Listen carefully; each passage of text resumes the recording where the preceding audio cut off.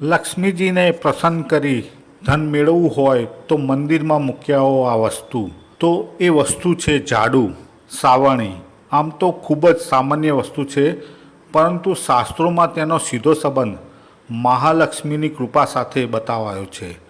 ઝાડુ આપણા ઘરની ગંદકી રૂપી દરિદ્રતાને દૂર કરે છે અને સાફ સફાઈના રૂપમાં મહાલક્ષ્મીની કૃપા અપાવે છે. જે ઘરમાં સાફ સફાઈ થાય છે ત્યાં લક્ષ્મીજીનો વાસ થાય છે. દેવી લક્ષ્મીની કૃપા પ્રાપ્ત કરવા માટે ઘરની આસપાસ કોઈપણ મંદિરમાં 3 ઝાડુ એટલે કે સાવરણી મૂકી આવો. આ ખૂબ જ જૂના જમાનાથી ચાલી આવતી પરંપરા છે.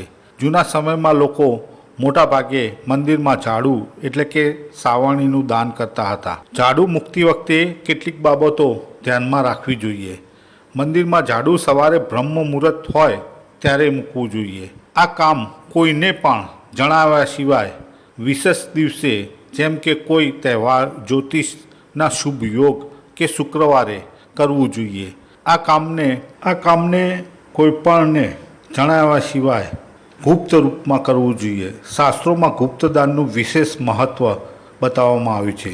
જે દિવસે આ કામ કરવું હોય તેના એક દિવસ પહેલાં જ બજારથી 3 ઝાડુ લાવવા જોઈએ. પ્રાચીન સમયથી ઝાડુ સાથે કેટલીક પરંપરાઓ જોડાયેલી છે, જેવી કે ઝાડુને દરવાજાની પાછળ રાખવાનું ઘણું શુભ માનવામાં આવે છે. ઝાડુને ક્યારે પણ ઊભું ન રાખવું જોઈએ, તે અપશકન માનવામાં આવે છે.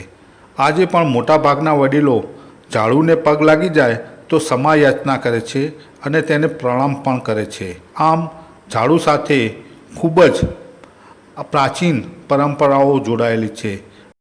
વિડીયો પસંદ આવ્યો હોય તો વિડીયો લાઈક કરજો, ચેનલને સબસ્ક્રાઈબ કરજો અને કોમેન્ટ બોક્સમાં જય લક્ષ્મીમાં જરૂર લખજો.